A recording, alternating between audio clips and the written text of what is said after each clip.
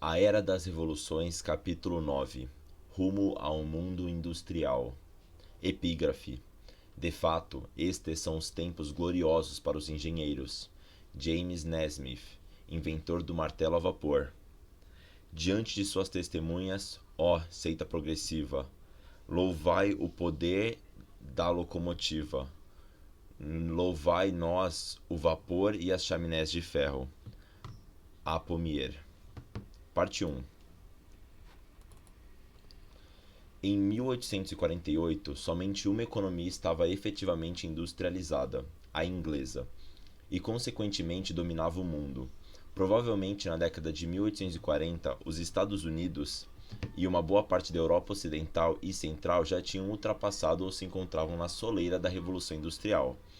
Já era razoavelmente certo que os Estados Unidos seriam finalmente considerados, dentro de 20 anos, pensava Richard Cobden, na metade da década de 1830, um sério competidor dos ingleses e, em torno da década de 1840, os alemães, embora talvez ninguém mais já apontavam para o rápido avanço industrial.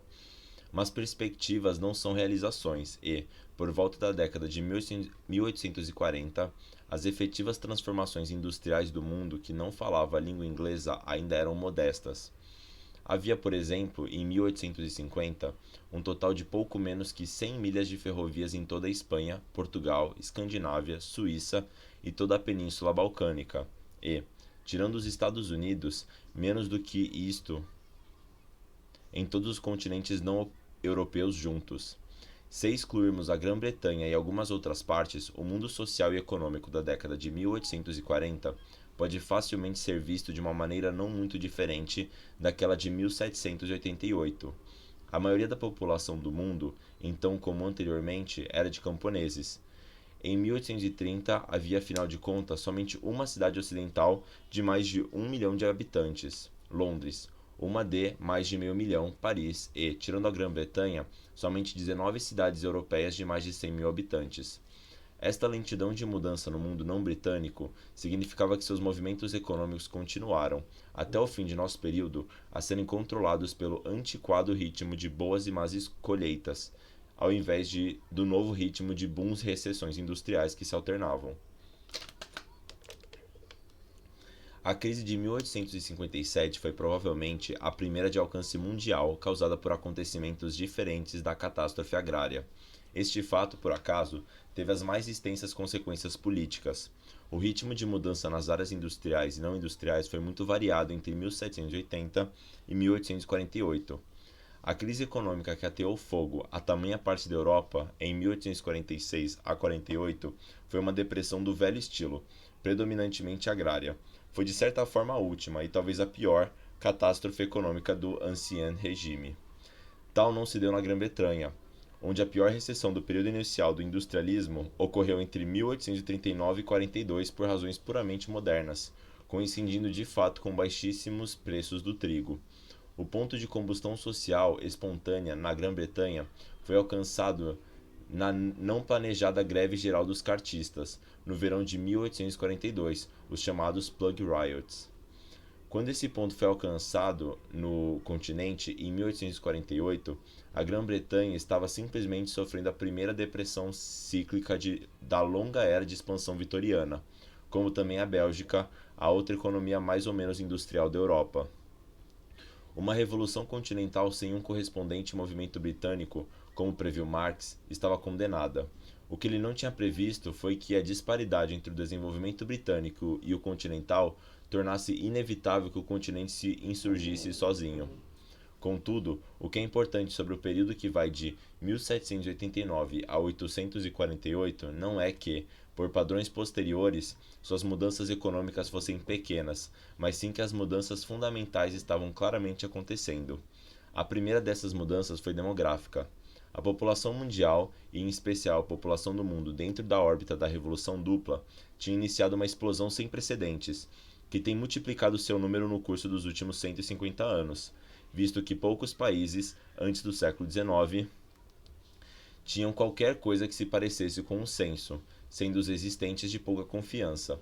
Não sabemos com precisão com que rapidez a população aumentou nesse período, mas foi certamente um aumento sem precedentes e maior, exceto talvez em países pouco populosos que cobriam espaços vazios e até então mal utilizados, como a Rússia, nas áreas economicamente mais avançadas. A população do Zewa, aumentada pela imigração, encorajada pelos ilimitados recursos e espaços de um continente, aumentou quase 6 vezes de 1790 a 1850, ou seja, de 4 para 23 milhões de habitantes. A população do Reino Unido quase duplicou entre 1800 e 1850 e quase triplicou entre 1750 e 1850. A população da Prússia, considerando as fronteiras de 1846, quase duplicou entre 1800 e 1846, o mesmo acontecendo na Rússia europeia, sem a Finlândia, as populações da Noruega, da Dinamarca, da Suécia, da Holanda e grandes partes da Itália quase duplicaram entre 1750 e 1850, mas cresceram a uma taxa menos extraordinária durante nosso período. As da Espanha e Portugal aumentaram em 1/3. Fora da Europa, estamos menos bem informados, embora pareça que a população da China aumentou a uma rápida taxa no século XVIII e início do XIX, até que a intervenção europeia e o tradicional movimento cíclico da história política chinesa produzisse a derrocada da florescente administração da dinastia Manchu, que se achava no auge da eficiência nesse período. Na América Latina, a população provavelmente cresceu a uma taxa comparável à da Espanha. Não há nenhum sinal de qualquer explosão populacional em outras partes da Ásia. A população da África provavelmente permaneceu estável.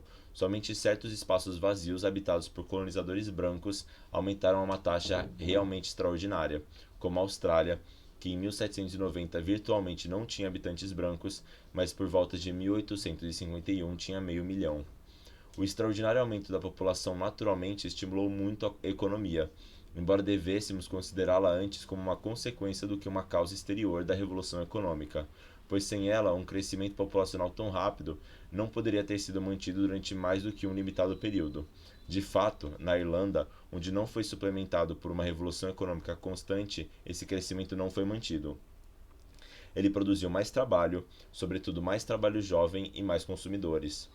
O mundo desse período foi bem mais jovem do que qualquer outro anterior, cheio de crianças, com jovens casais ou pessoas no auge da juventude.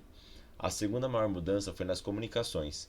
Segundo o consenso geral, as ferrovias estavam apenas na infância em 1848, embora já fossem de considerável importância prática na Grã-Bretanha, nos Estados Unidos, na Bélgica, na França e na Alemanha. Mas mesmo antes das ferrovias, o desenvolvimento das comunicações foi, pelos padrões anteriores, empolgante. O Império Austríaco, por exemplo, excluindo a Hungria, acrescentou mais de 30 mil milhas de estrada entre 1830 e 1847, multiplicando assim sua rede de estradas quase 2 vezes e meia.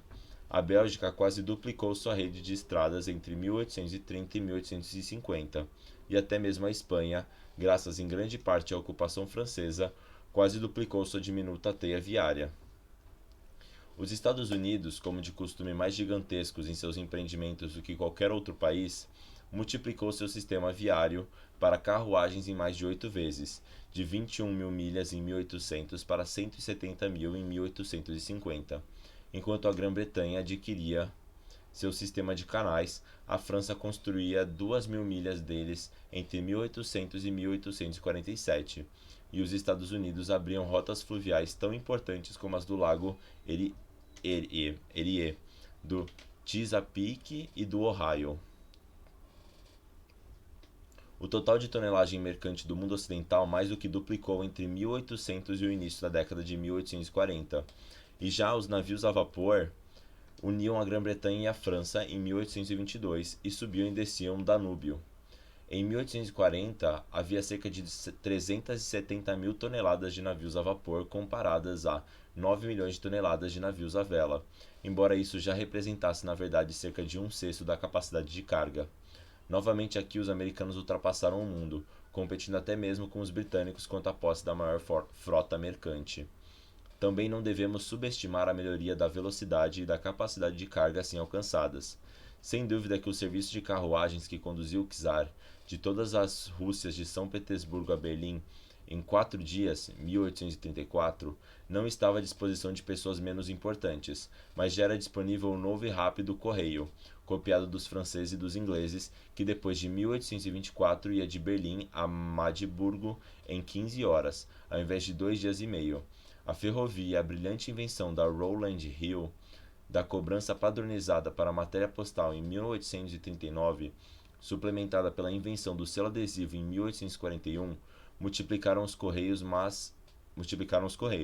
mas mesmo antes de ambas invenções, e em países menos adiantados que a Grã-Bretanha, ele cresceu rapidamente. Entre 1830 e 1840, o número de cartas anualmente despachadas na França subiu de 64 para 94 milhões. Os navios à vela não eram simplesmente mais rápidos e mais seguros, eram em média maiores também.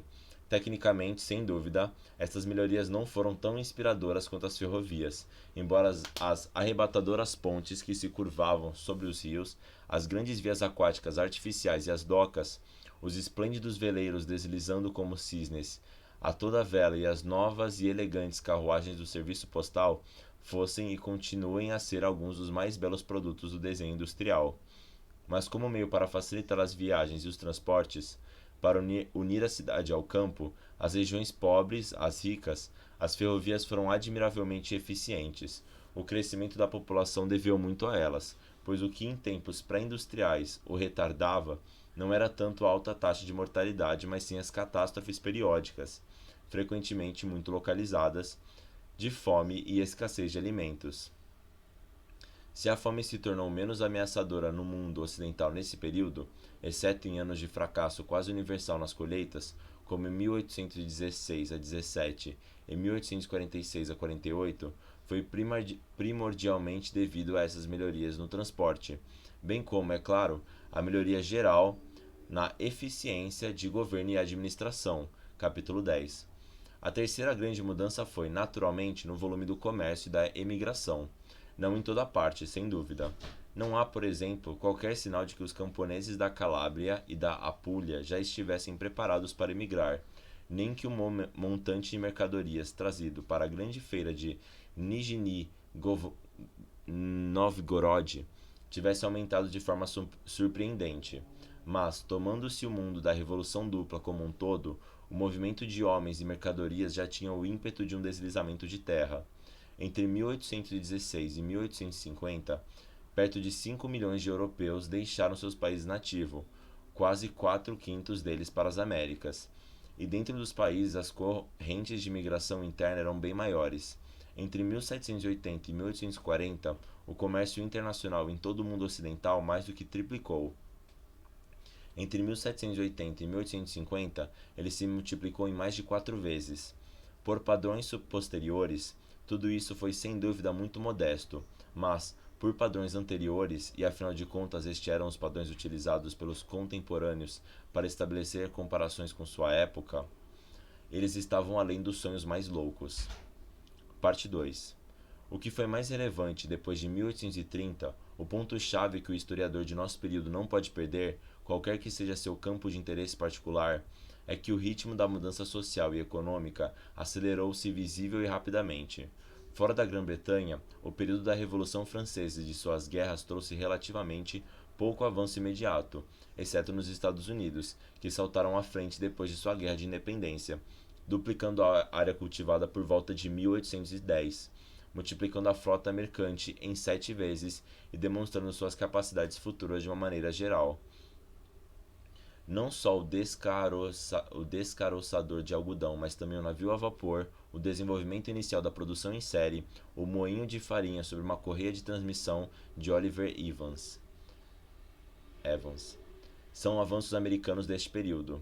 As bases de uma boa parte da indústria posterior, especialmente da indústria de equipamento pesado, foram lançadas na Europa napoleônica, mas muito pouco sobreviveu ao fim das guerras, que trouxe a crise para toda a parte. No todo, o período que vai de 1815 a 1830 foi um período de reveses ou, na melhor das hipóteses, de recuperação lenta. Os estados colocaram suas finanças em ordem, normalmente por meio de uma rigorosa deflação. Os russos foram os últimos a fazê-lo em 1841. As indústrias cambalearam sob os golpes da crise e da competição estrangeira. a indústria algodoeira americana foi severamente atingida. A urbanização era lenta.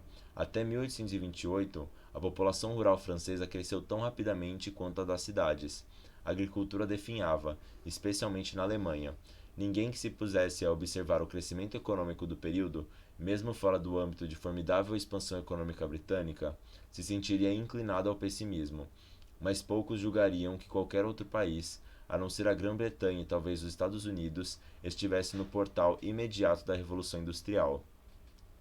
Para tomarmos um índice óbvio da nova indústria, fora da Grã-Bretanha, dos Estados Unidos e da França, o número de máquinas a vapor e a quantidade de energia a vapor do resto do mundo eram, na década de 1820, de chamar muito pouco a atenção do estatístico.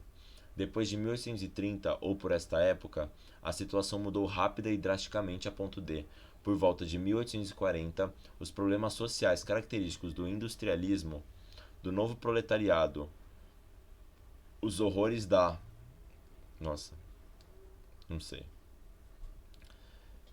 Se transformaram num lugar comum de sérias discussões na Europa Ocidental e no pesadelo dos políticos e administradores. O número de máquinas a vapor na Bélgica duplicou. Sua potência em cavalos-força também triplicou. Entre 1830 e 38, de 354 para 712. Por volta de 1850, o pequeno país, agora maciçamente industrializado, tinha quase 2.300 máquinas de 66.000 HP e quase 6 milhões de toneladas de produção de carvão, aproximadamente 3 vezes mais que em 1830. Em 1830 não havia qualquer companhia de capital social na mineração belga. Por volta de 1841, quase metade da produção de carvão vinha dessas companhias. Seria monótono citarmos dados análogos para a França, para os Estados Alemães, a Áustria e outros países e áreas que os princípios da moderna indústria foram lançados nestes 20 anos. Os Krupp, na Alemanha, por exemplo, instalaram sua primeira máquina a vapor em 1835. As primeiras minas do grande campo de carvão do Ruhr foram abertas em 1837. O primeiro forno movido a coque foi instalado no grande centro siderúrgico tcheco de Witkowice em 1836 e o primeiro moinho de rolo de Falk, na Lombardia, em 1839 e 40.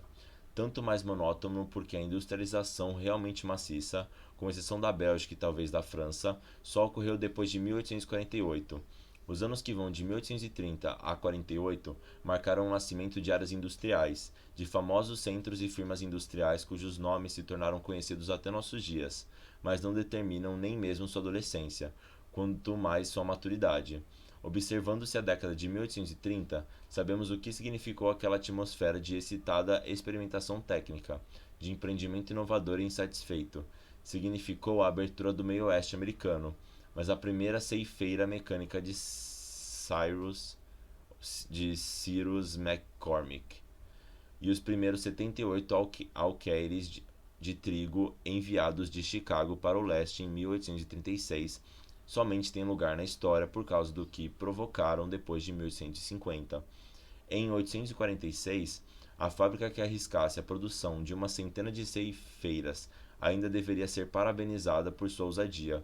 Era de fato difícil achar grupos com suficiente coragem e energia para enfrentar a arriscada empresa de fabricar ceifeiras, e quase tão difícil persuadir os fazendeiros a usarem essas máquinas para cortar os cereais ou encarar favoravelmente essa inovação. Significou a construção sistemática de ferrovias e de indústrias pesadas na Europa e, consequentemente, uma revolução nas técnicas de investimento.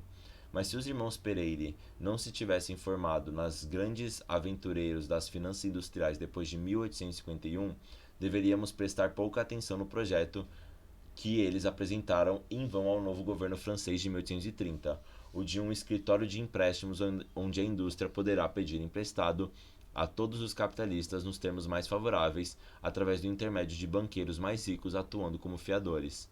Como na Grã-Bretanha, os bens de consumo, geralmente têxteis, mas às vezes também produtos alimentícios, lideraram essas explosões de industrialização, mas os bens de capital, ferro, aço e carvão, já eram mais importantes do que na primeira Revolução Industrial Inglesa. Em 1846, 17% dos empregos industriais belgas eram em indústrias de bens de capital. constatando com 8 ou 9% na Grã-Bretanha. Por volta de 1850, 3/4 de toda a potência a vapor belga estava na mineração e na metalurgia. Como na Grã-Bretanha, o novo estabelecimento industrial médio, a fábrica, a forja ou a mina, era pequeno e cercado por uma grande quantidade de mão de obra, barata, doméstica, subcontratada e tecnicamente retrógrada, que cresceu com as exigências das fábricas e do mercado e seria finalmente destruída pelos posteriores avanços de ambos. Em 1846, na Bélgica, o número médio de empregadores em um estabelecimento fabril de lã, de fibra, de linho ou de algodão era de apenas 30, 35 e 43 trabalhadores. Na Suécia, em 1838, a média por fábrica têxtil era meramente de 6 a 7 trabalhadores. Por outro lado, há indícios de uma concentração bem mais maciça do que na Grã-Bretanha, como era mesmo de se esperar onde a indústria se desenvolveu mais tarde, às vezes com um enclave de ambientes agrícolas, usando a experiência dos primeiros pioneiros baseada em uma tecnologia bem mais desenvolvida e frequentemente gozando de um maior apoio planificado por parte do governo.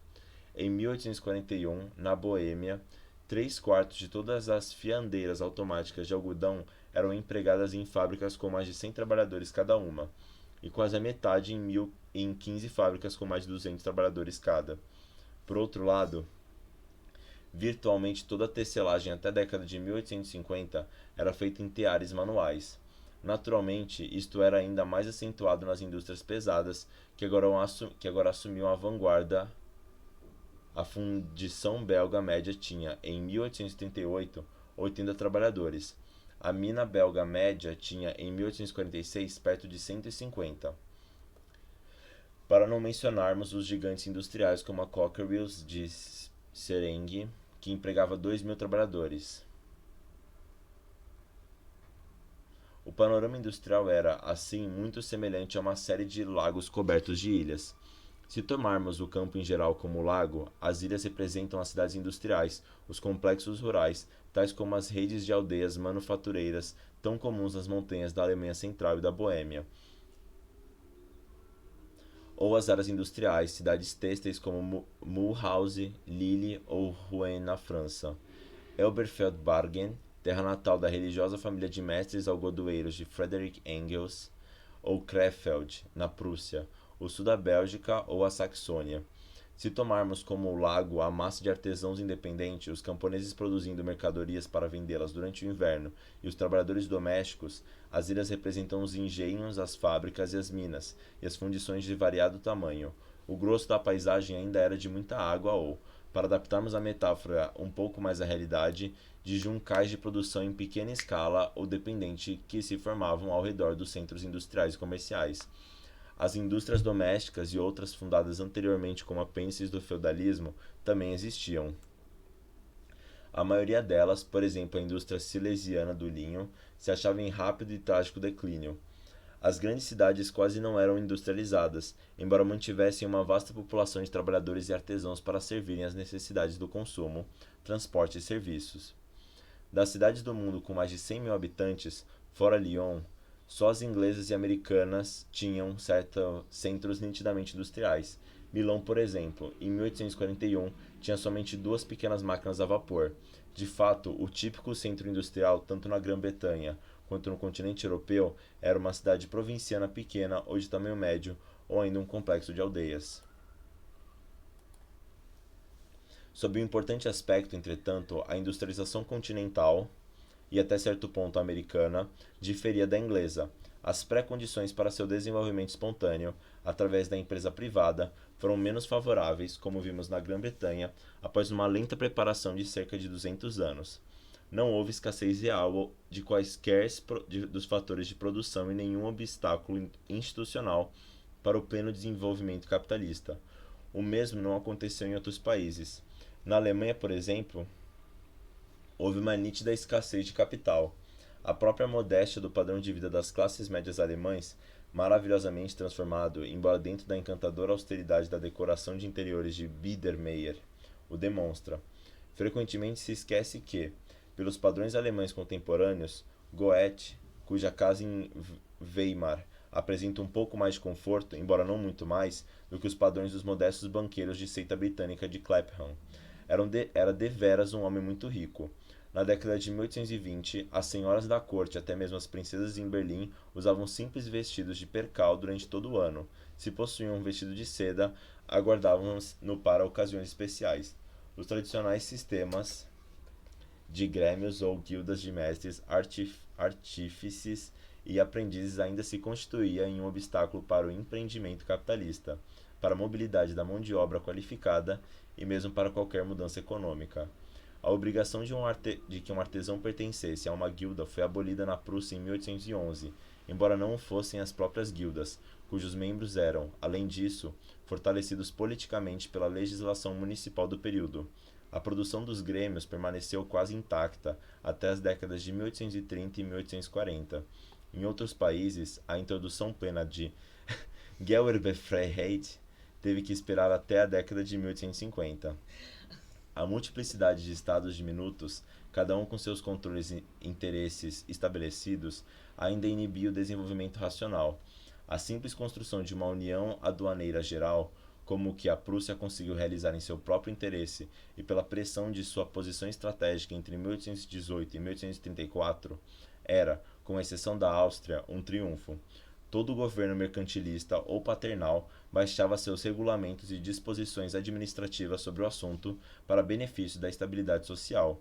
Porém, para a irritação do empresário privado, o Estado prussiano controlava a qualidade e o justo preço da produção artesanal, e as atividades da indústria doméstica silesiana de tecelagem de linho e as operações dos proprietários de minas na margem direita do Reno, era necessária uma permissão governamental para se abrir uma mina, e ela podia ser retirada já depois de iniciado o negócio. Obviamente, em tais circunstâncias, que têm paralelo em inúmeros outros estados, o desenvolvimento industrial tinha que funcionar de um modo bastante diferente do modelo britânico. Assim, em todo o continente europeu, o governo tinha um controle muito maior sobre a indústria, não apenas porque já estivesse acostumado a isso, mas porque tinha que fazê-lo. Guilherme I, rei dos Países Baixos Unidos, fundou em 1822 a Société Générale pour favoriser l'industrie nationale des Pays Bas, dotada de terras do Estado, com mais ou menos 40% de suas ações subscritas pelo rei e 5% garantidas a todos os outros subscritores.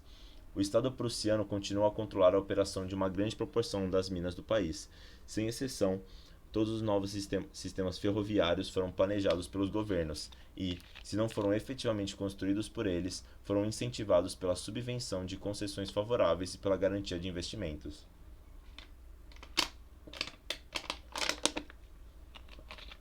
De fato, até hoje a Grã-Bretanha é o único país cujo sistema ferroviário foi totalmente construído por empresas particulares, assumindo os riscos na sua busca de lucros, sem o incentivo de bônus e garantias aos investidores e empresários. A primeira e mais bem planejada destas redes foi a belga, projetada em princípios da década de 1830 com o intuito de separar o país, recém-independente do sistema de comunicações primordialmente fluvial baseado na Holanda. As dificuldades políticas e a relutância da grande burguesia conservadora em trocar investimentos seguros por especulativos adiaram a construção estruturada da rede francesa, que a Câmara tinha decidido executar em 1833. A pobreza de recursos adiou a construção da rede austríaca, que o Estado decidiu construir em 1842, e da prussiana. Por razões semelhantes, a empresa do continente europeu dependia muito mais do que a britânica de um aparato financeiro e de uma moderna legislação bancária, comercial e de negócios. De fato, a Revolução Francesa forneceu os dois: os códigos legais de Napoleão, com sua ênfase na liberdade contratual garantida legalmente, seu reconhecimento das letras de câmbio e outros papéis comerciais, e suas disposições em prol das empresas de capital social, como a Société Anônima e a Commandité, sociedade em que um dos sócios entra com o capital e o outro com o trabalho, adotadas em toda a Europa, exceto na Grã-Bretanha e na Escandinávia. Tornaram-se por esta razão os modelos gerais para o mundo. Além do mais, os instrumentos para o financiamento da indústria que nasceram do cérebro fértil daqueles jovens revolucionários saint-simonianos, os irmãos Pereire, foram bem recebidos no exterior. Sua maior vitória ainda teve que esperar a era do boom mundial na década de 1850. mas já na década de 1830 a Société Générale belga começou a praticar o investimento bancário do tipo que os irmãos Pereira tinham imaginado e, na Holanda, os financistas, embora ainda não ouvidos pela massa de negociantes, adotaram as ideias saint-simonianas. Em essência, estas ideias almejavam mobilizar, através de bancos e empresas de investimento, uma variedade de recursos de capital nacional que não teria espontaneamente entrado no desenvolvimento industrial e cujos donos não teriam sabido onde investir se assim o tivessem desejado.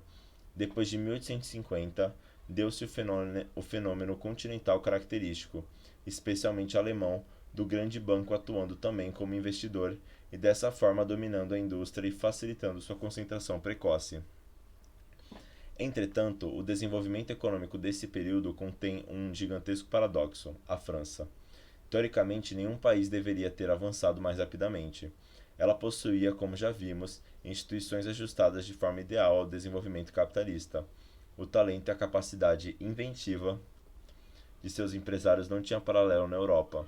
Os franceses inventaram ou foram os primeiros a desenvolver as grandes lojas de departamento, a propaganda e, guiados pela supremacia da ciência francesa, todos os tipos de inovações e realizações técnicas. A fotografia, com Nicéphore Niepce e Daguerre, o processo de soda de Leblanc, o descolorante à base de cloro de Berthollet e a galvanoplastia e galvanização. Os financistas franceses foram os mais inventivos do mundo. O país possuía grandes reservas de capital que exportava, auxiliado por sua capacidade técnica, para todo o continente europeu, e até mesmo depois de 1850, para coisas tais como a Companhia Geral de Coletivos de Londres para a Grã-Bretanha. Por volta de 1847, cerca de 2,25 bilhões de francos tinham saído para o exterior, valor este que só superado pelas astronômicas cifras britânicas, maiores do que as de qualquer outro país. Paris era um centro internacional de finanças que seguia Londres bem de perto. Na verdade, em tempos de crise como em 1847, Paris chegou a superar Londres nesse campo. O empreendimento francês na década de 1840 fundou as companhias de gás da Europa, em Florença, Veneza, Pádua e Verona, e obteve privilégios para fundá-las em toda a Espanha, na Argélia, no Cairo e em Alexandria, e estava para financiar as ferrovias do continente europeu, exceto as da Alemanha e da Escandinávia. Ainda assim, basicamente, o desenvolvimento econômico francês era na verdade mais lento do que o dos outros países. Sua população crescia silenciosamente, porém sem dar grandes saltos. Suas cidades, com exceção de Paris, expandiam-se modestamente. De fato, no princípio da década de 30, algumas delas diminuíram. Seu poderio industrial no final da década de 1840 era sem dúvida maior do que o dos outros países europeus. Possuía tanta energia a vapor quanto todo o resto do continente junto, mas tinha perdido terreno para a Grã-Bretanha e estava a ponto de perdê-lo também para a Alemanha. De fato, a despeito de suas vantagens do início pioneiro, a França nunca se tornou uma potência industrial de maior importância em comparação com a Grã-Bretanha, a Alemanha e os Estados Unidos. A explicação para este paradoxo é, como já vimos no capítulo 3, a própria Revolução Francesa, que tomou com Robespierre muito daquilo que havia dado à Assembleia Constituinte. A parte capitalista da economia francesa era uma superestrutura erguida sobre a base imóvel do campesinato e da pequena burguesia. Os trabalhadores livres destituídos de terra simplesmente vinham pouco a pouco para as cidades. As mercadorias baratas e padronizadas que fizeram as fortunas dos industriais progressistas em outros países ressentiam-se da falta de um mercado suficientemente grande e em expansão. Economizava-se muito capital, mas por que deveria este capital ser investido na indústria doméstica? O empresário francês inteligente fabricava mercadorias de luxo e não mercadorias para o consumo de massa. O financista inteligente promovia as indústrias estrangeiras em vez das domésticas. A empresa privada e o crescimento econômico caminham juntos somente enquanto este último propicia lucros mais altos para a primeira do que outras formas de negócio. Na França ele não o fez, embora através da França tenha fertilizado o crescimento econômico de outros países. No extremo oposto da França estavam os Estados Unidos da América. O país sofria de uma escassez de capital, mas estava pronto a importá-lo em quaisquer quantidades, e a Grã-Bretanha estava pronta para exportá-lo. sofria de uma aguda escassez de mão de obra, mas as Ilhas Britânicas e a Alemanha exportavam aos milhões seus excedentes populacionais após a Grande Fome da metade da década de 1840, e sentia-se de falta de homens com qualificação. Mas até mesmo estes, os trabalhadores de algodão de Lancashire, os mineiros do país de Gales e os trabalhadores siderúrgicos podiam ser importados para setores já industrializados do mundo, e a típica aptidão americana para criar uma economia de mão de obra e, acima de tudo, para a criação de máquinas simplificadoras da necessidade de mão de obra já se achava totalmente desenvolvida. Os Estados Unidos ressentiram-se da falta pura e simples de uma colonização e de meios de transporte para explorar seu imenso território e seus recursos aparentemente limitados. O mero processo de expansão interna foi bastante para manter sua economia em um crescimento quase limitado. Embora os colonizadores, governos, missionários e os comerciantes americanos já estivessem se expandindo em direções à costa do Pacífico, ou levando seu comércio, apoiado pela segunda maior frota mercante do mundo, através dos oceânios. De Zanzibar ao Havaí, o Pacífico e o Caribe já eram os campos escolhidos de todo o Império Americano.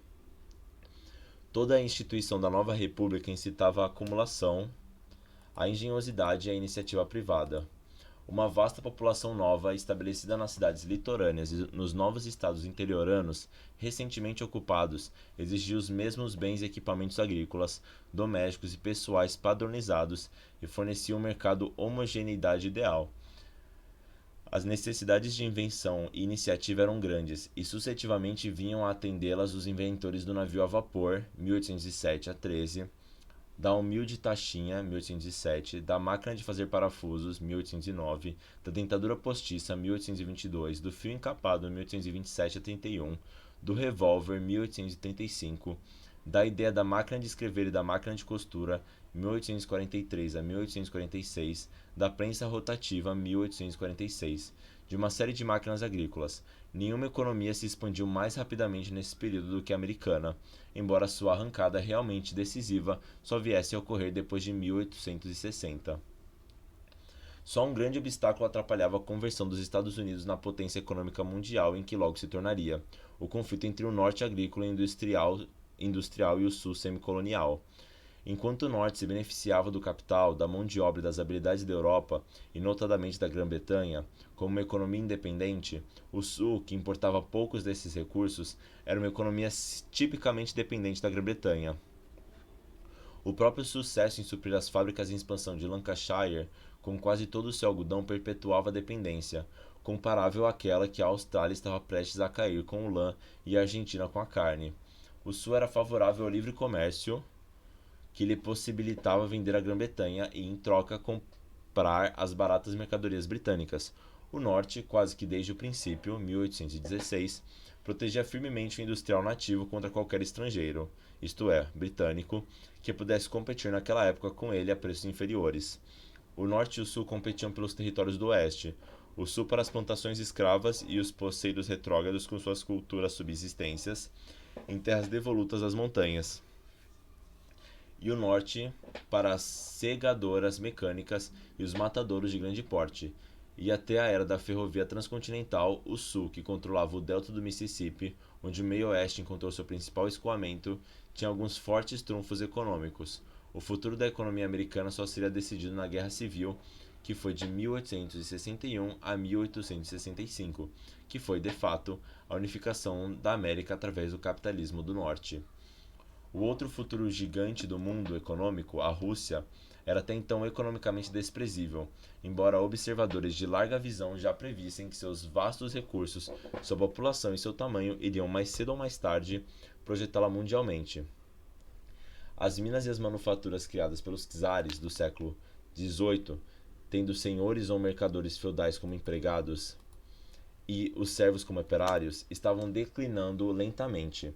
As novas indústrias, fábricas têxteis domésticas de pequeno porte, somente começaram a apresentar uma expansão realmente digna de nota na década de 1860. Somente a exportação para o ocidente do trigo extraído do fértil cinturão de terra preta da Ucrânia fazia um progresso apenas moderado.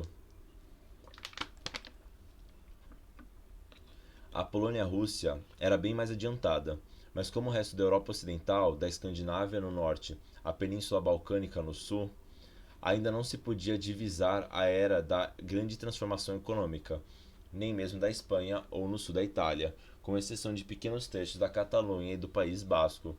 E mesmo no norte da Itália, onde as mudanças econômicas foram muito maiores, elas eram até então bem mais óbvias na agricultura. Sempre nesta região, uma importante saída para o investimento de capital e a atividade de negócios, no comércio e na frota mercante do que nas manufaturas. Mas o desenvolvimento dessas mudanças foi prejudicado em todo o sul da Europa pela grande escassez do que era então ainda a única fonte importante de poderio industrial, o carvão. Assim, uma parte do mundo saltou da dianteira do poderio industrial, enquanto que a outra ficava para trás. Mas estes dois fenômenos não são desligados um do outro. A estagnação econômica, a lentidão ou mesmo a regressão foram produtos do avanço econômico, pois como poderiam as economias relativamente atrasadas resistir à força, ou, em certos casos, à atração, dos novos centros de riqueza, indústria e comércio? Os ingleses e algumas outras áreas da Europa podiam claramente vender a seus competidores a preços mais baixos. Convinha-lhes ser a oficina do mundo. Nada parecia mais natural do que os menos evoluídos produzirem alimentos e talvez minérios, trocando essas mercadorias não compatíveis por manufaturas britânicas ou de outros países da Europa Ocidental. O sol, disse Ricardo Cobden aos italianos, é o vosso carvão, onde o poder local estava nas mãos de grandes proprietários de terra ou mesmo de fazendeiros ou rancheiros progressistas. Essa troca servia a ambos os lados. Os plantadores cubanos estavam muito felizes em fazer dinheiro com o açúcar e importar as mercadorias que permitiam ao estrangeiro comprar o açúcar, onde os donos de manufaturas podiam se fazer ouvir ou onde os governos locais apreciavam as vantagens do desenvolvimento econômico, equilibrando ou meramente consideravam a desvantagem da independência. A disposição de ânimo era menor. Friedrich List, o economista alemão, como de hábito fazendo uso do costume congênito da abstração filosófica, rejeitou uma economia internacional que, na verdade, fez da Grã-Bretanha a principal ou única potência industrial e exigiu protecionismo, assim como fizeram também, conforme já vimos, embora sem filosofia, os americanos. Tudo isso supondo que uma economia fosse politicamente independente e forte o bastante para aceitar ou rejeitar o papel para o qual a industrialização pioneira de um pequeno setor do mundo a tinha destinado, onde não fosse independente, como nas colônias, não tinha escolha. A Índia, como já vimos, estava no processo de desindustrialização e o Egito era uma ilustração ainda mais viva do processo, pois o governante local, Muhammad Ali, tinha de fato e sistematicamente começado a transformar o país numa economia moderna, isto é, entre outras coisas, numa economia industrial. Ele não só incentivou o cultivo do algodão para suprir o mercado mundial a partir de 1821, mas também tinha investido por volta de 1838 a considerável quantia de 12 milhões de libras na indústria que empregava talvez 30 ou 40 mil trabalhadores. O que teria acontecido se o Egito tivesse sido deixado ao sabor de sua própria sorte, não sabemos, pois o que de fato se deu foi que a Convenção Anglo-Turca de 1838 impôs comerciantes estrangeiros ao país, minando assim o monopólio do comércio externo através do qual Muhammad Ali tinha operado. Com a derrota do Egito frente ao Ocidente em 1839 a 41, forçou-o a reduzir seu exército e, portanto, retirou a maior parte do incentivo que o tinha levado à industrialização. Esta não foi a primeira nem a última vez que as canhoneiras do Ocidente abriram um país ao comércio, isto é, à competição superior de setor industrializado do mundo. Quem, ao observar o Egito na época do protetorado britânico no final do século, teria reconhecido o país que fora 50 anos antes, e para o desgosto de Richard Cobden, o primeiro estado não pertencente à raça branca a procurar a maneira moderna de sair do atraso econômico. De todas as consequências econômicas da época da Revolução Dupla, esta divisão entre os países adiantados e os subdesenvolvidos provou ser a mais profunda e a mais duradoura.